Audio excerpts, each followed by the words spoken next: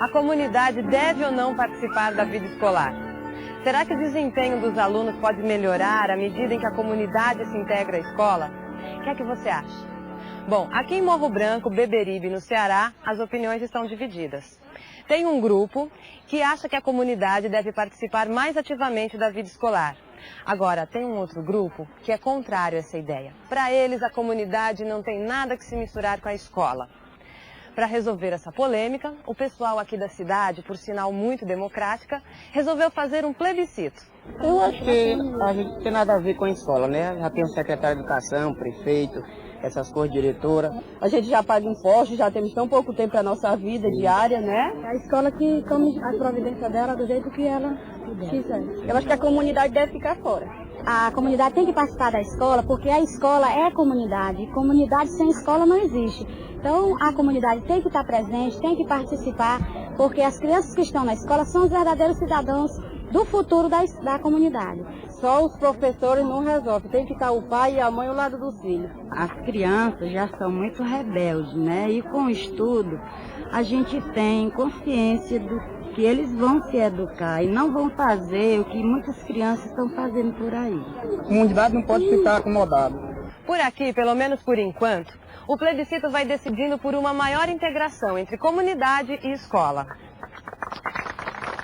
Resultado que surgiu através do voto, a decisão tem um peso e tanto. Afinal, democracia também é isso. A maioria decidindo os rumos que a sociedade deve tomar. Oi, professor. Oi, professora. Não sei se você já percebeu, mas o tema do nosso programa de hoje é bem atual. Hoje a gente vai falar sobre escola e cidadania.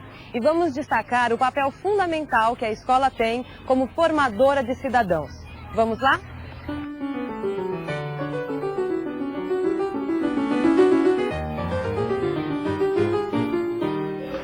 O teatro, porque o teatro é uma coisa muito importante da vida. Uma peça de teatro é como a gente se vestir interpretando uma pessoa, como Maria. Aí, se fosse fazer o papel de Maria, dava certo, porque a classe toda ia concordar, não era? Aí, eu queria que fizesse uma sala grande e partisse no meio. Aí, nós botávamos uma cortina e fazia o teatro por enquanto, né? Meu parquinho ia ser bonito, bem cheio de grama cortada bem baixa, porque é bom sempre ter. Aí a gente brincava na rodinha, no escorrega, que é o direito do aluno.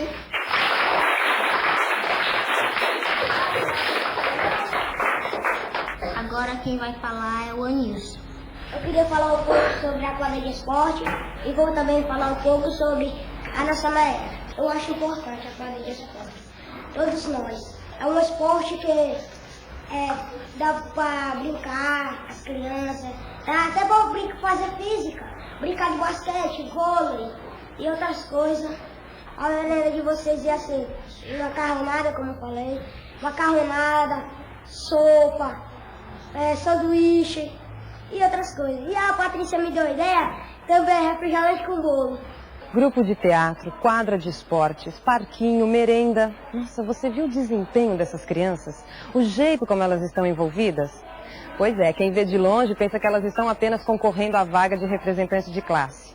Mas existem muito mais coisas por trás dessa campanha do que simplesmente uma disputa por um cargo. Afinal, esses alunos estão aprendendo democracia na prática, exercendo a democracia.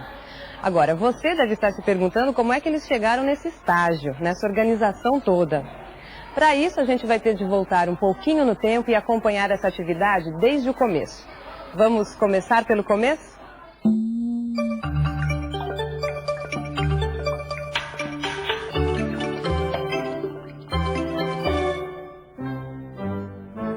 Essa é a dona Valdênia, ela é diretora dessa escola. Hoje ela tem um comunicado muito importante a fazer, por isso está indo pessoalmente a todas as salas. Boa tarde, turma.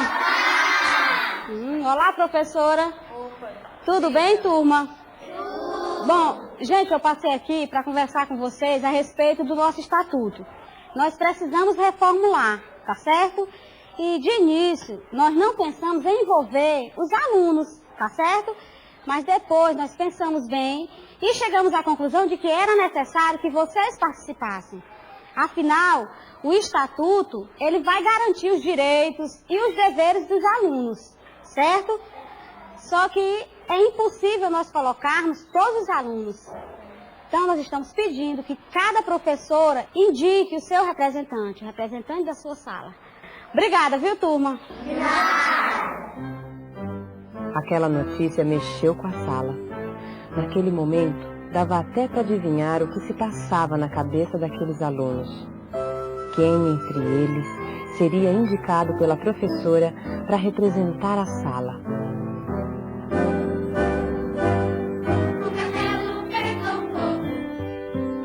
Para a professora Virgínia, tomar essa decisão não estava sendo nada fácil. Ela avaliou um a um, repassou nome a nome todos os seus alunos, ponderou as qualidades de uns, o espírito de liderança de outros, mas nada. A professora Virgínia não conseguia se decidir. Quem entre os 30 alunos seria o mais indicado? Estava realmente difícil escolher. Por isso, depois de muito pensar, a professora Virgínia chegou à óbvia conclusão de que ela não estava conseguindo escolher ninguém, porque essa era uma decisão que teria que ser da sala, de todos os alunos. Foi aí que ela teve a ideia de realizar uma eleição. Afinal, nada mais democrático do que os próprios alunos escolherem o seu representante. Bem, gente, eu andei pensando e resolvi que eu sozinha não iria indicar nenhum aluno para ser representante de classe. Então eu resolvi o quê? Que nós vamos fazer uma eleição. Né? O que vocês acham da eleição? Ótimo. Gente, vocês gostariam de fazer uma eleição? Isso. Nós sabemos que nas últimas eleições os pais de vocês votaram, não é verdade? E em quem eles votaram? Votaram no prefeito, vereador. Isso, em um candidato, não foi? Então é isso que nós vamos fazer na nossa classe. Nós vamos fazer uma eleição, certo? E vai vencer o quê? Vence a maioria, não é? Isso. Quem levar a maioria de votos vai ser o representante da nossa classe. Tá certo? Observe como a professora já está usando a atividade como base para ensinar os conteúdos curriculares. No caso, noções de democracia e cidadania. Quem quer ser candidato? Quem é que vai se habilitar a ser candidato? Não quer ser candidato? Nem você? Então nós vamos fazer diferente. Vamos fazer assim. Cada um de vocês vai indicar um aluno que vocês acham que seja interessante para ser candidato para representar a nossa sala de aula, certo? Rosana, você indica quem para ser candidato da nossa classe? O Anis. E você, Juliana? A Laís. Isso. Fabiana. Fabiano? Marlene. A Laís. Vamos lá, Laís. E você vai indicar quem para ser seu candidato? O Anilson. Agora, nem sempre as coisas são assim. Pode acontecer também de os próprios alunos se lançarem candidatos, ou ainda haver uma manifestação espontânea da sala, indicando aqueles 2 ou 3 alunos que já exercem alguma liderança sobre os demais. O importante é que a sala participe, que se envolva ativamente durante todo o processo.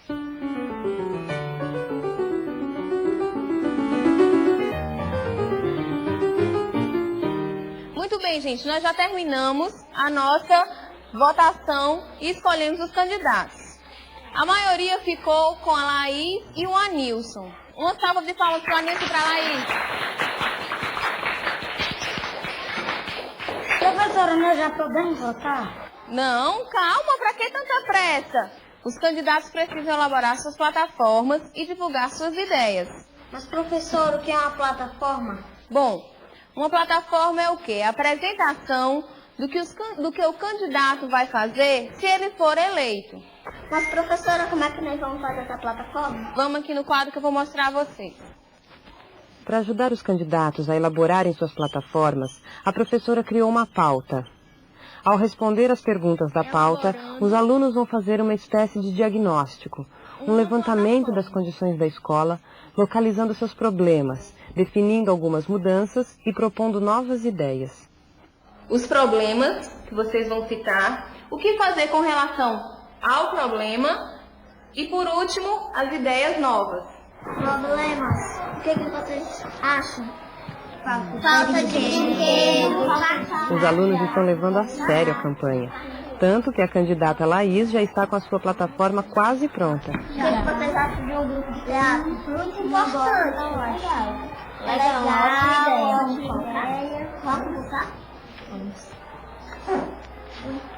Problema na escola, briga. A disputa não está fácil. O candidato Anilson também está trabalhando para valer na elaboração de sua plataforma política. Agora tem um problema. É a quadra de esporte. Tá certo. E a merenda também. Sim. E vamos colocar no nosso plano. Mas fazer a plataforma não é tudo num processo eleitoral. Afinal, não basta ter ideias, é preciso divulgá-las. É para isso que servem as campanhas. Só que também não basta chegar e ler a plataforma. O candidato precisa desenvolver um discurso, uma fala especial que toque as pessoas, que faça com que elas se reconheçam ali. Mas como será que a gente pode elaborar esse discurso? Um bom orador, um bom comunicador, ele deve o quê? Ele deve se expressar bem e falar de maneira simples e clara. Mantendo o quê? Mantendo gestos naturais, erguendo sempre a cabeça. Isso vai o quê? Isso vai demonstrar segurança. Gente, é muito importante não falar gírias. E também, gente, é muito importante você acreditar naquilo que você está falando, naquilo que a gente acredita. E principalmente, você conhecer os assuntos que serão abordados. É claro que existe uma série de outros detalhes que compõem uma fala planejada. Só que se a gente for abordar todos eles aqui, essa eleição não vai sair nunca. Mas não se preocupe, se você quiser saber algo mais sobre este assunto, é só consultar o Guia de Estudos de Códigos e Linguagem da Unidade 7, que também fala deste assunto.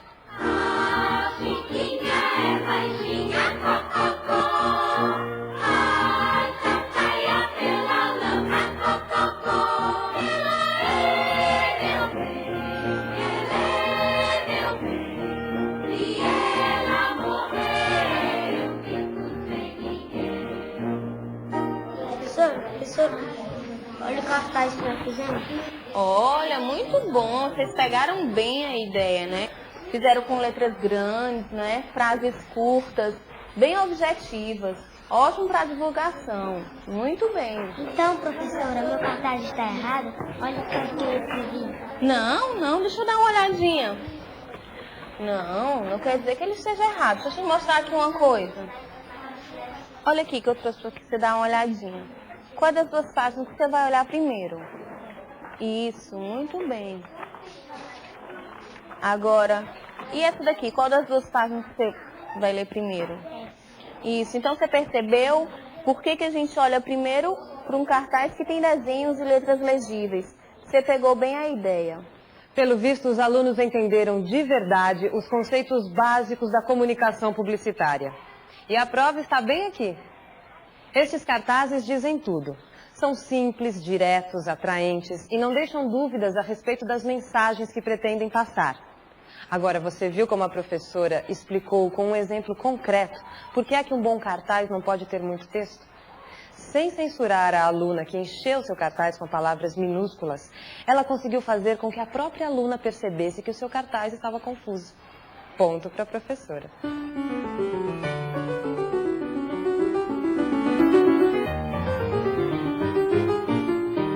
Nossa quadra vai ser grande e larga, de larga, pra ficar muito tempo pra gente brincar. Agora eu vou pedir mais uma coisa, eu quero que vocês votem em mim. Eu peço que vocês votem em mim, porque vocês vão ter o grupo de teatro e a classe e o parquinho. Isso eu garanto. seguindo regras pré-estabelecidas, os dois candidatos finalmente foram debater e defender as suas propostas, praticando mais uma lição de cidadania e democracia. Agora que os dois candidatos já terminaram de falar, a classe pode fazer perguntas. Quem quer fazer perguntas? Laís, eu vou perguntar, o teatro é só para menino ou para menino também? Para menino e para menino, tanto faz, porque a gente vai fazer muitos personagens. Sempre o menino vai ter que precisar do menino para fazer papel. Anil, se tu ganhar, tu vai me dar merenda, Coca-Cola. Eu não vou prometer que vai ter bolo, refrigerante não, porque eu não sei, mas garanto que vai ter sanduíche e macarronada. Como está dando para perceber, essa atividade não se resume em abordar conceitos políticos como cidadania, democracia e participação. Ela também exige dos alunos um esforço de comunicação. Todos vão participar, todos. Afinal, se expressar em público, dar ideias e emitir opiniões requer um planejamento da fala, uma elaboração das ideias, que você, como professor, sabe muito bem o que significa. Apesar de muitos alunos não gostarem de falar em público, isso é uma coisa que esses futuros cidadãos terão de desempenhar muitas vezes durante as suas vidas. Portanto, quanto mais treinarem, melhor se sairão. Eles ainda não sabem, mas depois de vivenciarem essa experiência, certamente terão expandido sua capacidade de comunicação. Eu tô na dúvida de quem eu vou votar. Eu voto na Laís porque ela é a líder, eu voto fé nela. Eu voto no Anilson porque ele é muito inteligente. Eu vou votar no Anilson porque vai ter o campo de futebol, né, e a quadra de esporte. Eu vou votar na Laís porque meu sonho é ser atriz. Eu acho que eu tô querendo votar em mim, mas eu tô em dúvida. Mas eu acho que eu vou votar na Laís.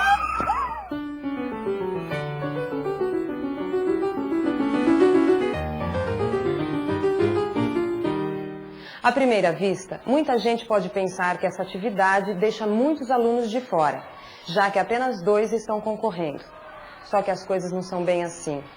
Porque além dos 2 candidatos, todos os outros alunos também tiveram de ajudar a elaborar plataformas, localizar problemas e encontrar soluções para a escola. Quer dizer, eles não ficaram simplesmente esperando pelas ideias e propostas dos candidatos. Ao contrário, eles tiveram uma postura atuante, participativa. Ao fazerem um diagnóstico próprio da escola, os alunos tiveram condições de checar, tiveram como comparar as propostas dos candidatos com as propostas que eles mesmos já tinham elaborado. Mas a participação dos alunos que não foram candidatos não para por aí. Muitos deles integraram o comitê eleitoral. Orientados pela professora, eles fizeram essa urna e essa cabine construídas com caixa de papelão. E também confeccionaram todas as cédulas de votação, que seguiram o mesmo modelo das cédulas oficiais do TRE. Os alunos do comitê eleitoral também ficaram responsáveis pela organização de toda a eleição. Da cabine eleitoral aos mesários, nenhum detalhe foi esquecido. A professora Virgínia se preocupou em reproduzir, nos mínimos detalhes, tudo que envolve uma eleição de verdade.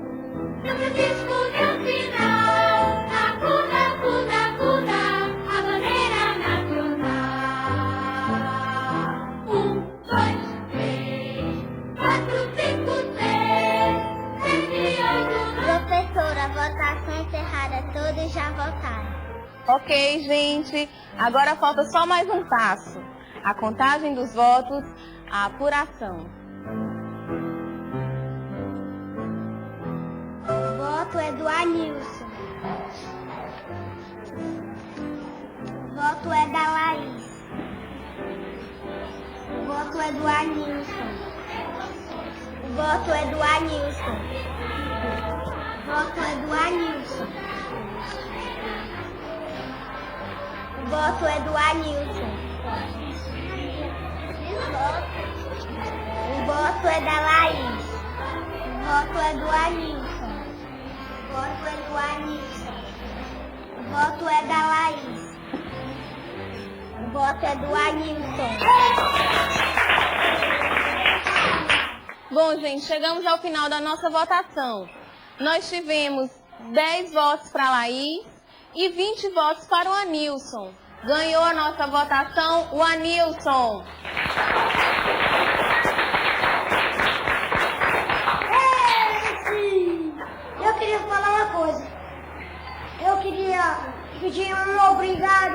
vocês que votaram em mim. Muito obrigado. Eu queria pedir os parabéns para o Anilson, que ele trabalhou e conseguiu.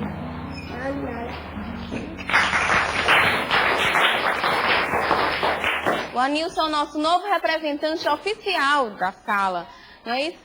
Mas não foi só o Anilson que ganhou com isso, né? Com essa eleição, todos nós saímos ganhando, não é isso? E principalmente com a postura de cidadania que a Laís nos mostrou. Ela teve a postura de se levantar e de cumprimentar o Anilson. Beijou, abraçou, ficou até emocionada, não é isso? E também ela mostrou o quê? Ela mostrou o espírito democrático, cumprimentando o vencedor. Então, uma salva de palmas para todos nós, que todos nós saímos ganhando.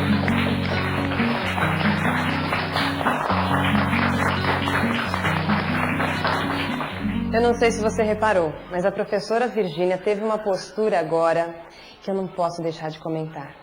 Você viu a maneira como ela elogiou o candidato perdedor? O cuidado que ela teve em lidar com essa situação? Bom, eu não sei o que você achou, mas para mim esse é um detalhe que vale a pena ver de novo.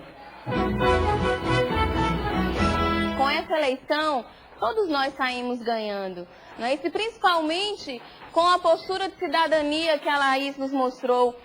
Ela teve a postura de se levantar e de cumprimentar o Anilson. Beijou, abraçou, ficou até emocionada, não é isso? E também ela mostrou o quê? Ela mostrou o espírito democrático, cumprimentando o vencedor. Depois dessa, até eu ficaria com a bola cheia, porque a professora tirou o peso na questão de ganhar ou perder e acentuou o aspecto participativo da eleição. Porque no jogo democrático, o que importa não é ganhar ou perder. O importante é participar, vivenciar, decidir. Mas você não está pensando que essa atividade para por aqui, não é? Nada disso. Uma eleição é uma atividade tão abrangente que até conteúdos de matemática a gente pode explorar. E aí? Vamos olhar essa eleição por outro ângulo?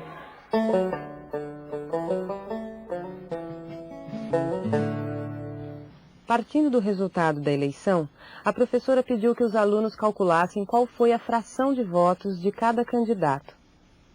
E aproveitou a operação para mostrar aos alunos a relação entre as frações e números inteiros.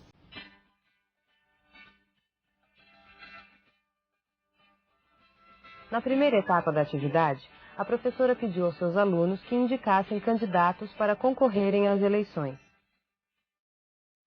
Na segunda etapa, os alunos aprenderam como elaborar plataformas políticas e produzir cartazes publicitários. Em seguida, os candidatos debateram suas ideias diante da sala. Na última etapa da atividade, os alunos votaram e elegeram o seu representante.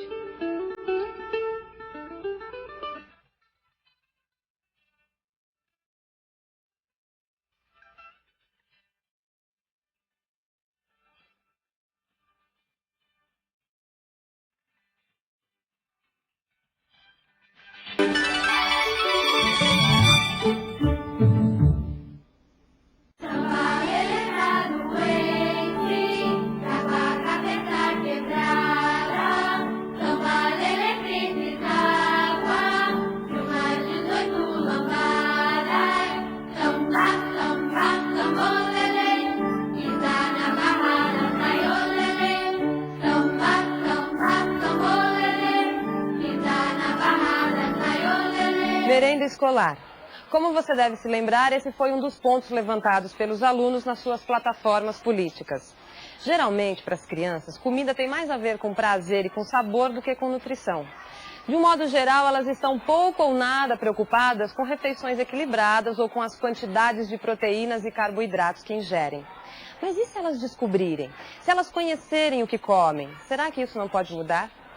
É o que veremos agora numa atividade que tem como ponto de partida a discussão em torno da merenda escolar.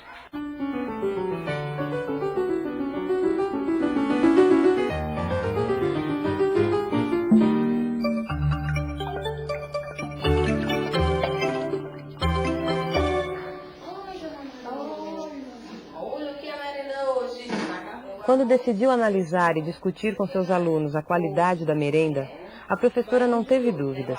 Procurou a merendeira e discutiu o tipo de comida que as crianças vinham comendo. É um alimento riquíssimo, né? Nas proteínas que tem o feijão. Na sequência, a professora analisou os cardápios e listou os componentes nutricionais de cada prato, utilizando para isso a tabela com a composição básica de alguns alimentos que você encontra na unidade 7 do Guia de Estudos de Vida e Natureza.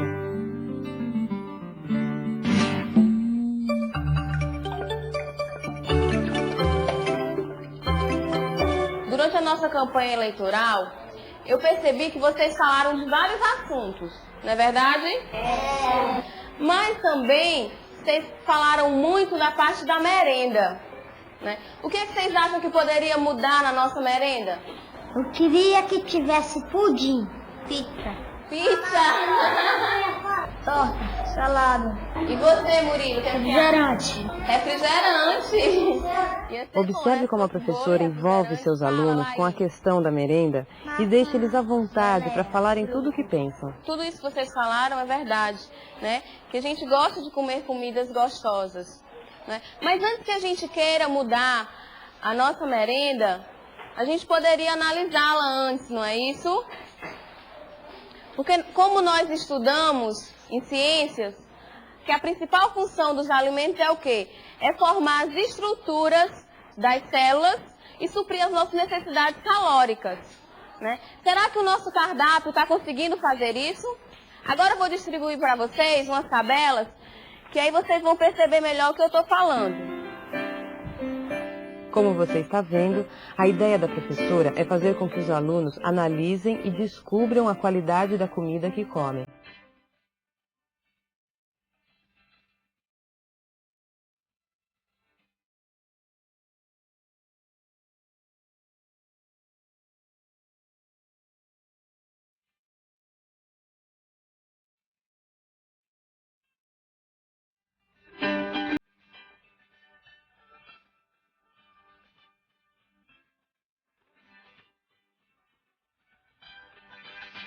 Gorduras, carboidrato.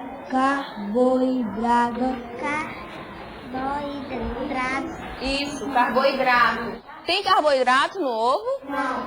Isso, muito bem. Só proteínas e gorduras, né? Como vocês podem perceber, a merenda que a gente come supre nossas necessidades calóricas, não é isso? Ou seja, do ponto de vista nutricional, a nossa merenda está excelente. Mas isso não quer dizer que a gente não possa dar uma mudadinha, não é verdade? Eu andei conversando com a merendeira e sugeri a ela que a gente fizesse um bolo de chocolate.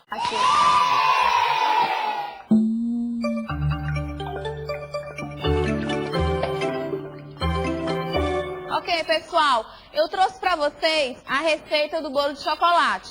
Só que tem um problema. Essa receita só dá para 10 pessoas, certo? E nós somos em 30. Como é que a gente vai fazer para a gente resolver esse problema? Aumentar mais aumentar mais a receita. É pegar duas torres e botar o mesmo ingrediente. É só multiplicar 3 vezes os ingredientes. Vamos lá agora, todo mundo com um caderninho. Para resolver esse problema, os próprios alunos concluíram que a solução seria triplicar a receita.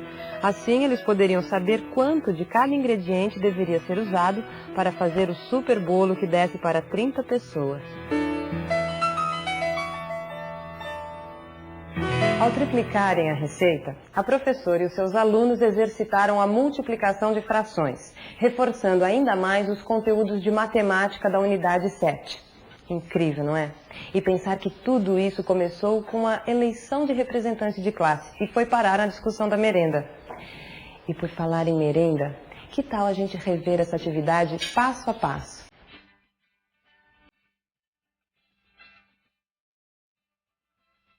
Faça uma avaliação da merenda escolar e analise o cardápio. Depois, peça para os seus alunos analisarem o cardápio e discuta o valor nutricional dos alimentos com eles. E para terminar a atividade, peça aos seus alunos para triplicarem uma receita de bolo, trabalhando assim com multiplicação de frações.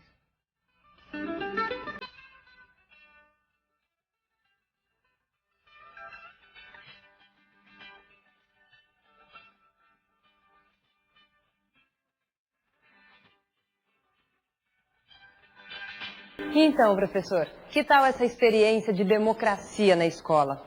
Você viu como uma eleição de representante de classe pode se transformar numa atividade extremamente rica e importante também.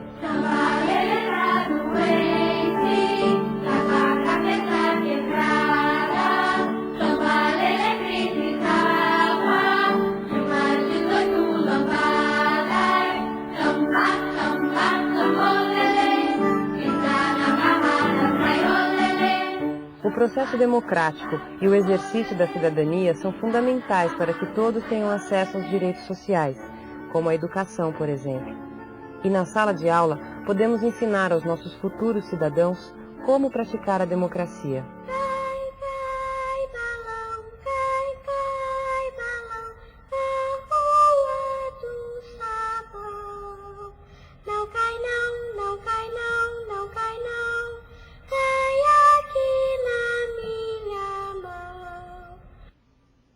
Hoje a gente praticou a democracia através de uma eleição. Mas nós sabemos que democracia e cidadania não se resumem apenas ao voto. É muito mais do que isso. Democracia tem a ver com participação, com atuação. Por isso, professor, não restringe o seu trabalho somente à sala de aula, não é, Virginia? Isso, a nossa atuação deve ser firme, tanto na nossa escola como em toda a rede escolar. Assim a gente exerce a nossa cidadania. Vamos ajudar a formar futuros cidadãos. Bom, nós já fizemos a nossa parte, agora eu passo a bola para vocês.